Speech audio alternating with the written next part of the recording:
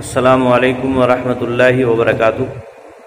ان الحمدللہ والصلاۃ والسلام علی رسول اللہ، اما بعد۔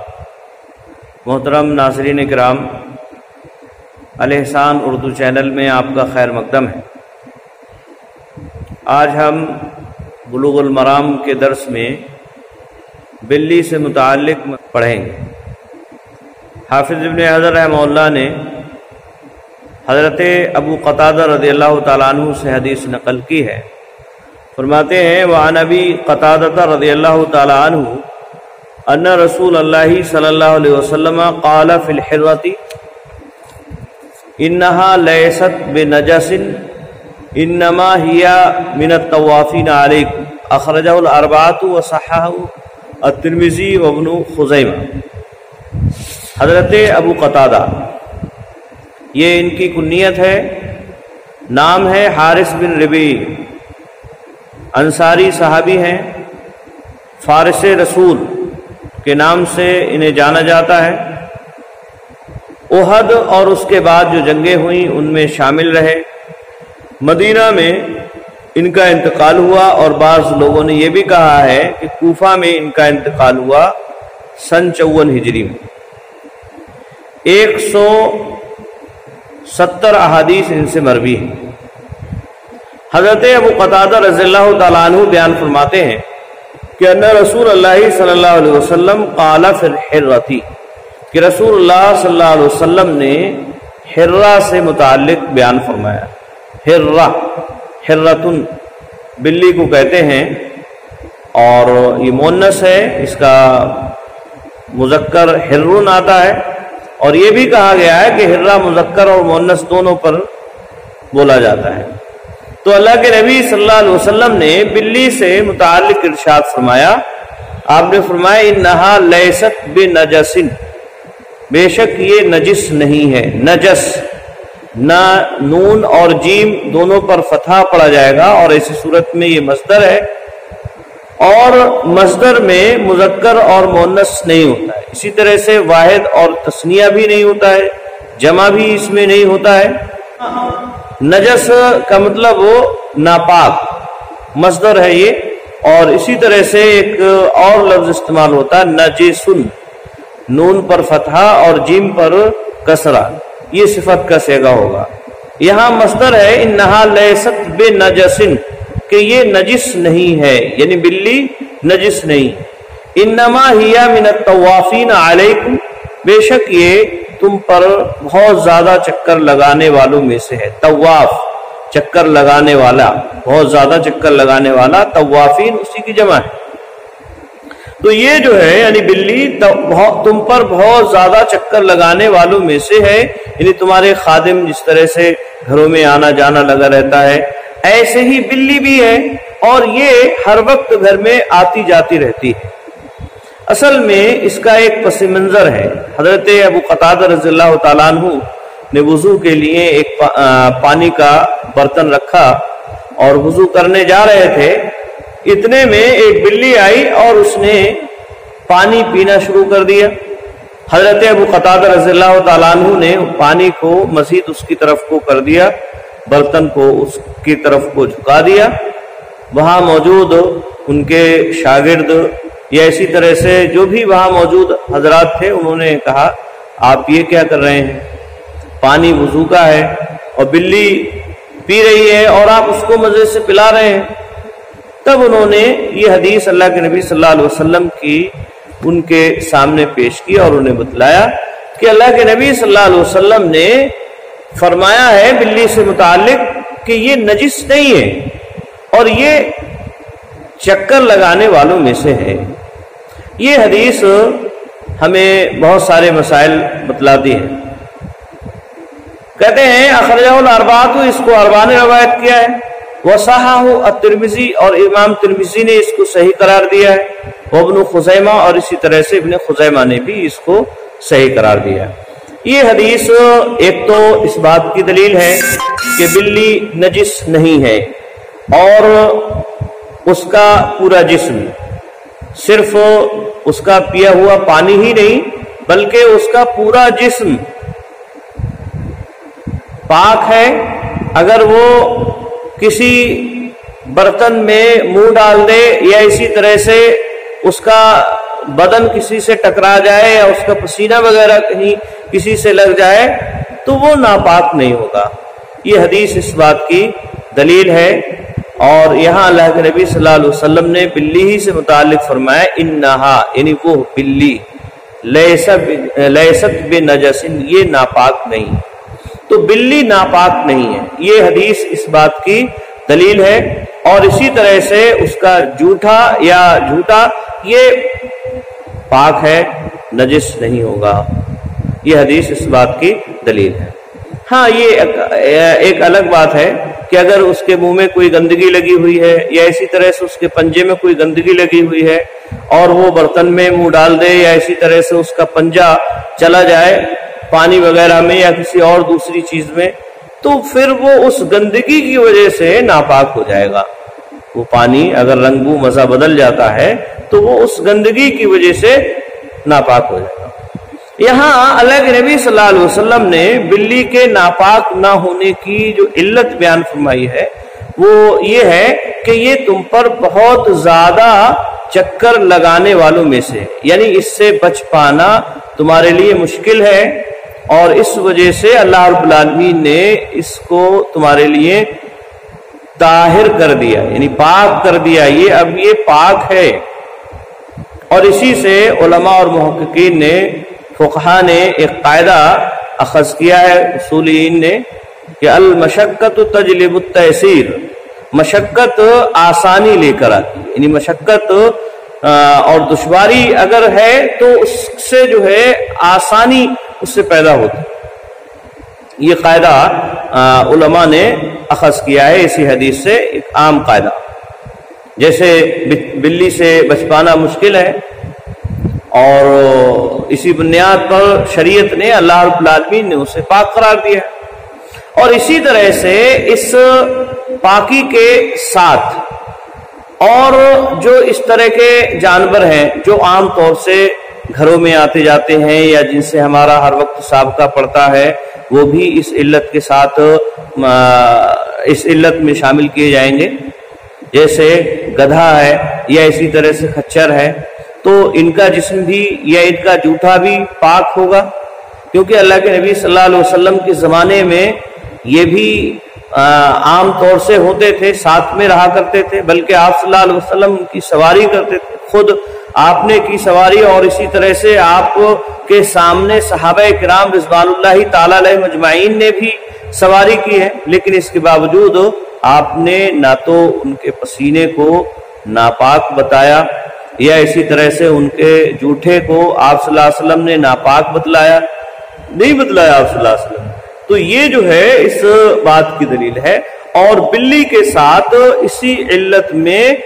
گدھا یا اسی طرح سے خچر وغیرہ بھی شامل ہوں، اور جو پاک جانور ہیں وہ تو ہے ہی ہیں، ان کا تو کوئی مسئلہ نہیں ہے، ان کا جوتا تو پاک ہے ہی ہے، وہ مسئلہ نہیں ہے۔ یہ حرام جو جانور ہیں ان کی بات ہو رہی ہے، یعنی جن کا گوشت کھانا جائز اور درست نہیں ہے۔ تو یہ حدیث اس بات کی دلیل ہے۔ اسی طرح سے اس حدیث سے یہ بات بھی معلوم ہو رہی ہے کہ نبی اکرم صلی اللہ علیہ وسلم کس طرح سے تعلیم دیتے تھے، یعنی اگر کوئی بات بتلا رہے ہیں تو اس کی علت بھی ساتھ میں بیان فرمائی آپ صلی اللہ علیہ وسلم۔ یہ آپ صلی اللہ علیہ وسلم کا تعلیم دینے کا بہترین طریقہ ہے، یہ آپ صلی اللہ علیہ وسلم نے جو اپنایا ہے، اختیار کیا ہے اس حدیث میں جو بیان کیا گیا ہے۔ اور بھی مسائل اس حدیث سے معلوم ہوتے ہیں۔ بہرحال اسی طرح سے دوسری حدیث حافظ ابن حجر رحمہ اللہ نے یہاں جو بیان کی ہے وہ حضرت انس رضی اللہ تعالیٰ عنہ کی، چنانچہ کہتے ہیں وعن انس بن مالک رضی اللہ تعالیٰ عنہ قال جاء اعرابی فبال فی طائفۃ المسجد فزجرہ الناس فنہاہم رسول اللہ صلی اللہ علیہ وسلم فلما قضى بولہ امر النبی صلی اللہ علیہ وسلم بذنوب من ماء فاحرق علیہ، متفق علیہ۔ حضرت انس بن مالک مشہور صحابی ہیں اور خادم رسول سے انہیں جانا جاتا ہے، خادم رسول کے نام سے انہیں جانا جاتا ہے۔ ان کی والدہ حضرت ام سلیم رضی اللہ تعالی عنہ ان کے والد کی وفات کے بعد جب انہوں نے حضرت ابو طلحہ رضی اللہ تعالیٰ عنہ سے شادی کر لی تھی تو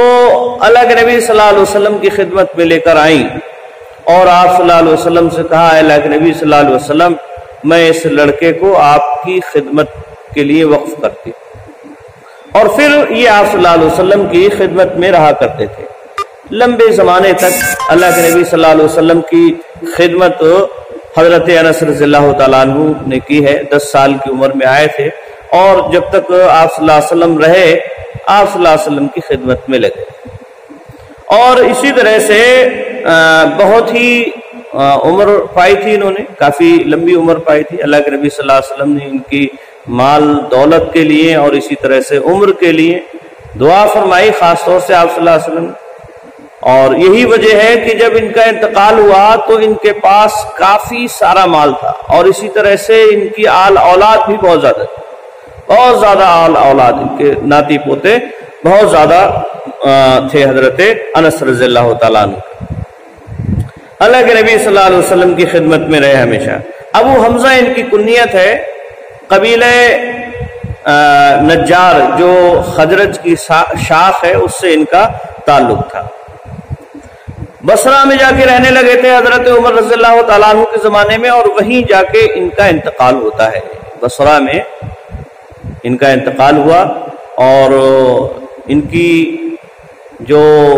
وفات کی سن ہے اس کے سلسلے میں کافی اختلاف ہے۔ بعض علماء نے 91 ہجری بتلایا ہے، کسی نے 92 اور کسی نے 93 ہجری وفات کی سن بتلائی ہے۔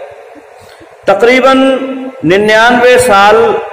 یا اسی طرح سے 103 سال کی عمر انہوں نے پائی، 99 یا 103 سال کی عمر انہوں نے پائی تھی۔ 2286 احادیث ان سے مروی ہیں، 2286 احادیث حضرت انس رضی اللہ تعالیٰ عنہ سے مروی ہیں۔ تو حضرت انس رضی اللہ تعالیٰ عنہ بیان فرماتے ہیں، جا عرابی، ایک دیہاتی عرابی ایک آیا۔ عرابی عرب کی طرف نسبت ہے، اور عرب یہ عرب کی جمع ہے، اور عرب یہ ایک طرح سے قبیلے کے طور پر، جیسے انمار ہے ایسے ہی ایک قبیلے کے طور پر یہ بولا جاتا ہے۔ حالانکہ دیہات تو مختلف ہوتے ہیں لیکن پھر بھی ایک نام کے طور پر جو دیہاتی لوگ ہیں ان کو عرب کہا جانے لگا، جمع کی طرف نسبت کرتے ہوئے، اور اسی سے نسبت ہے عرابی، یعنی دیہات کا رہنے والا، اور عرب جمع کی طرف نسبت ہے، عرابی واحد کی طرف نہیں، یعنی عرب کی طرف نسبت نہیں ہے، کیونکہ اگر عرب کی طرف نسبت کریں گے تو پھر عربی ہوگا، اور عربی یہ دیہاتی اور شہری سب کے لیے بولا جاتا ہے۔ تو یہ ایک اشتباہ نہ ہو، اس بنیاد پر بھی عربی کہا گیا۔ تو ایک عربی آیا، اور یہ عربی کون تھے یہ، اس کے تعلق سے ایک نام تو ذوالخویسرہ الیمانی، ذوالخویسرہ الیمانی رضی اللہ تعالیٰ عنہ کا نام آتا ہے کہ یہ تھے، اور اسی طرح سے بعض لوگوں نے یہ بھی کہا ہے کہ یہ مکعبر رضی اللہ تعالیٰ عنہ، مکعبر الزبی رضی اللہ تعالیٰ عنہ تھے۔ تو بہرحال یہ آئے اللہ کے نبی صلی اللہ علیہ وسلم سے ملاقات کرنے کے لیے، مسجد میں نماز کا وقت ہے، نماز پڑھنے کے لیے گئے تو پیشاب لگی، کہتے ہیں فبالا فی طائفۃ المسجد، مسجد کے ایک کونے میں جا کے پیشاب کر دیا۔ طائفہ کہتے ہیں کنارہ، کونا، تو مسجد کے ایک کونے میں یا کنارے میں جا کے انہوں نے جو ہے پیشاب کیا۔ صحابہ کرام موجود تھے، فزجرہ الناس، لوگوں نے انہیں ڈانٹ پھٹکار کرنا شروع کر دی، کہہ رہے دیکھو یہ مسجد میں آ کے پیشاب کر رہے ہیں، مسجد پیشاب کرنے کے لیے، یہ ہے وہ ہے، ایسا ہے ویسا، ڈانٹ پھٹکارنا انہوں نے شروع کیا صحابہ کرام رضوان اللہ تعالی علیہم اجمعین نے۔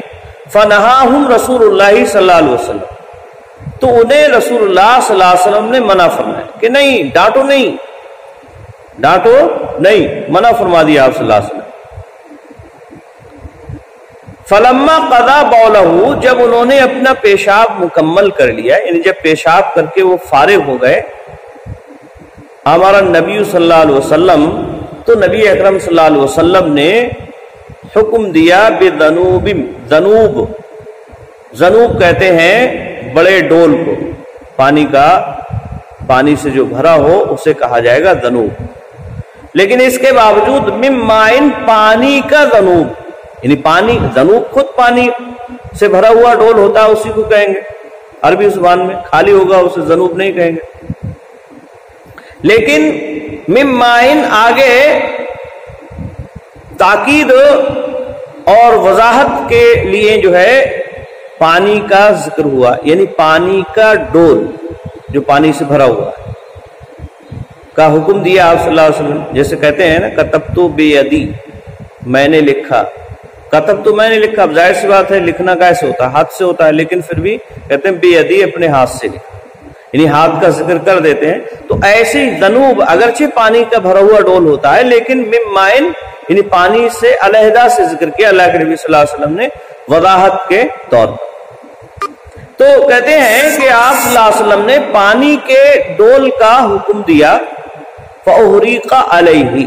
تو اس پر وہ بہا دیا گیا، وہ پیشاب پر وہ ڈول بہا دیا گیا. اس کو امام بخاری، امام مسلم دونوں نے روایت کیا، متفقون علیہ روایت ہے. اور یہ روایت جو ہے بڑی اہم ہے. اللہ کے نبی صلی اللہ علیہ وسلم نے یہاں جو ہے تعلیم کا جو مظاہرہ پیش کیا وہ بہت ہی عمدہ اور بہتر. یہ حدیث بہت سارے مسائل اس حدیث سے معلوم ہوتے ہیں. پہلا مسئلہ تو اس سے یہ معلوم ہو رہا ہے کہ پیشاب ناپاک ہے، اور وہ اس وجہ سے کہ صحابہ کرام رضوان اللہ تعالی علیہم اجمعین نے اس آدمی کو ڈانٹ پھٹکار لگائی یا اس سے غصہ ہوئے. ظاہر سی بات ہے یہ ڈانٹ پھٹکار اسی بنیاد پر ہو رہی ہے کہ یہ ناپاک ہے. اگر ناپاک نہ ہوتا اور وہ ایسے ہی پیشاب کر رہے ہوتے پھر کوئی مسئلہ نہیں تھا. تو پیشاب کرنا یہ ایک بات ہوئی، اور پھر اس پر ڈانٹ لگانا یہ اس بات کی دلیل ہے کہ پیشاب ناپاک ہے. اور یہ ایک ایسا مسئلہ ہے جس پر تمام امت کا اتفاق ہے، تمام علماء، محققین، بلکہ سارے کے سارے لوگ جو ہے اس بات پر متفق ہیں، آدمی کا، انسان کا پیشاب ناپاک ہے، اور اسی طرح سے پخانہ وغیرہ بھی اس کا ناپاک ہے، اس میں کسی کا کوئی اختلاف نہیں. اسی طرح سے اس حدیث سے یہاں ایک بات کی اور وضاحت، اور وہ یہ کہ آپ صلی اللہ علیہ وسلم نے، صحابہ کرام نے تو منع فرمایا، لیکن نبی اکرم صلی اللہ علیہ وسلم کا حسن اخلاق دیکھیے کہ آپ نے صحابہ کو منع فرمایا کہ نہیں، انہیں ڈانٹو مت، پیشاب کرنے ڈانٹو مت، پھٹکارو مت. کیوں ایسا کیوں کیا آپ صلی اللہ علیہ وسلم نے؟ حالانکہ پیشاب ناپاک ہے، پھر بھی آپ صلی اللہ علیہ وسلم ایسا کر رہے ہیں. اس کی کئی وجہ ہیں. اس کی وجہ یہ ہے کہ دیکھیے پیشاب وہ آدمی کر رہا تھا انجانے میں، اسے معلوم نہیں مسجد کی طہارت کا کیا حکم ہے اور کس طرح سے ہمیں یہاں پیشاب کرنا ہے یا نہیں کرنا ہے. دیہات کے رہنے والے بیچارے، انہیں معلوم نہیں، مسئلے کا علم نہیں تھا، اب انہوں نے پیشاب کرنا شروع کر دیا. اب اگر انہیں پیشاب کرنے سے روکا جاتا ہے تو ظاہر سی بات ہے ڈانٹ پھٹکار لگائیں گے تو وہ اٹھ کھڑے ہوں گے اور بھاگ جائیں گے، اور ایسی صورت میں پیشاب ایک تو یہ ہے کہ بند ہو جائے، اور اگر بند ہو گیا تو یہ اس انسان کے لیے نقصان کا باعث بنے گا، نقصان دہ ہو جائے گا اس کے لیے، اسے تکلیف ہوگی اس کی، اور بعد میں اس کا بڑا نقصان بھی ہو سکتا ہے. ایک وجہ تو یہ اللہ کے نبی صلی اللہ علیہ وسلم نے اس وجہ سے، یعنی اس انسان کو نقصان ہو جائے گا، اور جو ابھی یہ پیشاب کر رہا ہے یہ اگرچہ اس کا عمل صحیح نہیں ہے، درست نہیں ہے، لیکن اگر اسے ابھی روکا گیا، پیشاب اس نے مکمل نہیں کیا ہے، تو اسے اور مزید بڑی پریشانی لاحق ہو سکتی ہے. اسی طرح سے یہ بھی ممکن تھا کہ اگر وہ پیشاب کرتے ہوئے ایسے ہی چھوڑ کر بھاگ کھڑے ہوتے تو مسجد کے اور دوسرے حصوں میں بھی جاتا پیشاب، چھینٹے اس کے دوسری جگہ جا رہے ہیں، نکلیں گے بھاگیں گے تو دوسری جگہ بھی جائے گی، دوسری جگہ بھی پیشاب کی چھینٹیں پہنچیں گی، اور پھر اسی طرح سے ان کے کپڑوں پر بھی لگیں گے۔ تو ایک چھوٹی جگہ جو جہاں پیشاب کر رہے ہیں وہیں رہے گا، اور اگر روکیں گے آدھے ہی میں تو پھر اس سے اور دوسری جگہ بھی پہنچنے کا اندیشہ ہے، اور پھر اس آدمی کے کپڑوں کے ناپاک ہونے کا بھی اندیشہ ہے۔ تو ان تمام وجوہات کی وجہ سے اللہ کے نبی صلی اللہ علیہ وسلم نے منع فرمایا، اور منع فرمانے کے بعد آپ صلی اللہ علیہ وسلم نے انہیں نصیحت بھی دی۔ اور یہ مسجد جو ہے اس لیے نہیں ہے، یہ تو اس لیے ہے کہ اس میں اللہ رب العالمین کا ذکر و اذکار کیا جائے، تلاوت کلام پاک کیا جائے، اس وجہ سے اللہ رب العالمین کے لیے یہ مسجدیں بنائی گئی ہیں، اور اس کی عبادت کے لیے یہ مسجدیں بنائی گئی ہیں۔ تو یہ اللہ کے نبی صلی اللہ علیہ وسلم نے بڑے اچھے اور عمدہ اخلاق کے ذریعے سے اس انسان کو، اس صحابی کو آپ صلی اللہ علیہ وسلم نے سمجھایا۔ اس سے آپ کا حسن اخلاق بھی معلوم ہو رہا ہے، اور اسی طرح سے آپ صلی اللہ علیہ وسلم کا اپنے صحابہ کے ساتھ برتاؤ بھی معلوم ہو رہا ہے۔ اسی طرح سے اس حدیث سے یہ بات بھی معلوم ہو رہی ہے کہ اگر زمین میں کوئی گندی چیز، مان لیجیے پیشاب ہے، جو جس کا کوئی مطلب ایسی گندگی نہیں ہے جو دکھ رہی ہے، تو ایسی گندگی پر پیشاب ہے مان لیجیے، تو اس پر اوپر سے پانی اگر ڈال دیا جائے تو وہ جگہ پاک ہو جائے گی، چاہے وہ زمین سخت ہو یا اسی طرح سے نرم اور فسفسی ہو، کوئی بھی ہو، کسی بھی طرح کی ہو، بہرحال وہ جگہ پاک ہو جائے گی۔ اللہ کے نبی صلی اللہ علیہ وسلم نے پانی ڈالنے کا حکم دیا، اس زمین سے اس مٹی کو خرچ کر نکالنے کا حکم نہیں دیا آپ صلی اللہ علیہ وسلم، جس پہ پیشاب کی گئی اس مٹی کو نکالنے کا حکم نہیں دیا۔ بعض روایات میں اس بات کا ذکر ہے کہ جس جگہ پیشاب کیا ہے اس جگہ کو اس مٹی کو نکال کر پھینکو اور پھر اس پر پانی ڈالو، لیکن وہ روایت مرسل ہے، مرسل روایت ہے، یعنی اس میں انقطاع پایا جا رہا ہے، اور جو راوی بیان کر رہے ہیں نبی اکرم صلی اللہ علیہ وسلم سے، انہوں نے نبی اکرم صلی اللہ علیہ وسلم کو نہیں پایا، اس لیے مٹی نکالنا ضروری نہیں، اس لیے مٹی نکالنا ضروری نہیں ہے، بلکہ پانی اوپر سے بہا دیا جائے یہ کافی ہو جائے گا اور وہ جگہ پاک ہو جائے گی۔ ہاں البتہ اگر کوئی ایسی گندگی ہے جو وہاں دکھ رہی ہے، جیسے پخانہ ہے یا اسی طرح سے اور کیچ وغیرہ ہے، تو ایسی صورت میں اس گندگی کو پہلے اٹھایا جائے اور اس کے بعد اٹھا کے پھینکیں اور پھر اس کے بعد اسے دھلا جائے۔ یہ اس صورت میں جب وہ گندگی دکھ رہی ہے، محسوس ہو رہی ہے، محسوس کی جانے والی ہے، دیکھ سکتے ہیں، اسے اٹھا سکتے ہیں۔ ابھی پیشاب کا مسئلہ تو ایسا ہے، اسے اٹھا تو سکتے نہیں ہیں، لہذا اس کے اوپر پانی ڈالنا یہ کافی ہو جائے گا۔ یہ حدیث اس بات کی بھی دلیل ہے۔ جمہور اہل علم نے اس حدیث سے اس بات پر بھی دلیل پکڑی ہے کہ سورج وغیرہ سے یا اسی طرح سے کسی اور ذریعے سے سوکھ کر گندگی اگر سوکھ جائے تو وہ پاک نہیں ہوتی ہے، وہ جگہ پاک نہیں ہوگی۔ یہ دلیل اس حدیث سے جمہور اہل علم نے پکڑی ہے، اور وہ اس طرح سے کہ آپ صلی اللہ علیہ وسلم نے مسجد میں جب وہ پیشاب کر کے فارغ ہوئے تو آپ نے پانی ڈالنے کا حکم دیا، اسے ایسے ہی نہیں چھوڑا کہ سورج کی گرمی سے وہ سوکھ جائے اور وہ پھر پاک ہو جائے، ایسے ہی نہیں چھوڑا آپ صلی اللہ علیہ وسلم۔ جبکہ بعض دوسرے علماء اس بات کے قائل ہیں کہ اگر گندگی جیسے پیشاب کی گندگی ہے، اگر یہ سوکھ جائے سورج کی دھوپ کی وجہ سے یا ویسے ہی سوکھ جائے پڑے پڑے کئی دنوں کے بعد یا ایک زمانے اور مدت کے بعد، تو پھر وہ پاک ہو جاتی ہے۔ احناف کا یہی موقف ہے، اسی طرح سے علامہ ابن تیمیہ اور ابن القیم وغیرہ کا بھی یہی موقف ہے اس سلسلے میں کہ اگر دھوپ وغیرہ سے گندگی سوکھ جاتی ہے اور اس کی حیت بدل جاتی ہے، تبدیل ہو جاتی ہے، تو ایسی صورت میں وہ پاک ہو جائے گا، وہ جگہ پاک ہو جائے گی۔ اور ان لوگوں کی دلیل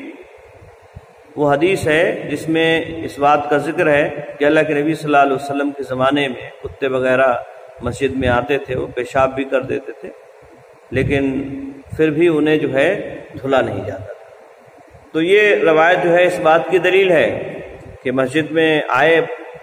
گندگی کر کے چلے گئے، لیکن اس کے باوجود اللہ کے نبی صلی اللہ علیہ وسلم نے اس کو دھلنے کا حکم نہیں دیا۔ رہی اس حدیث کی بات کہ اس حدیث کا پھر کیا جواب ہوگا، جبکہ آپ صلی اللہ علیہ وسلم نے یہاں حکم دیا فوراً پانی ڈالنے کا، تو اس حدیث کا جواب یہ دیتے ہیں کہ یہ اصل میں چونکہ مسجد کا معاملہ تھا اور فوراً دیکھ ہی رہے تھے، اور صحابہ کرام مسجد میں نماز پڑھنے کے لیے بھی آ رہے ہیں، تو اس لیے آپ صلی اللہ علیہ وسلم نے حکم دیا کہ فوراً اس کو جو ہے گندگی کو صاف کر دیا جائے، پانی کو دھل دیا جائے۔ دلیل کے اعتبار سے اگر دیکھا جائے تو یہی بعد والا موقف زیادہ مناسب لگتا ہے کہ اگر دھوپ کے ذریعے سے یا سورج کی گرمی کی وجہ سے سوکھ کر کوئی گندگی اس کی حیت بدل جائے، تبدیل ہو جائے، تو وہ ناپاک نہیں رہے گا اور وہ پاک ہو جائے گا، یعنی اس کی گندگی حیت بدل چکی ہے چونکہ، اس لیے وہ پاک رہے گا، ناپاک نہیں رہے گا وہ۔ اللہ رب العالمین سے دعا ہے اللہ رب العالمین ہم تمام مسلمانوں کو نیک عمل کرنے کی توفیق عطا فرمائے، آمین۔ وآخر دعوانا الحمدللہ رب العالمین۔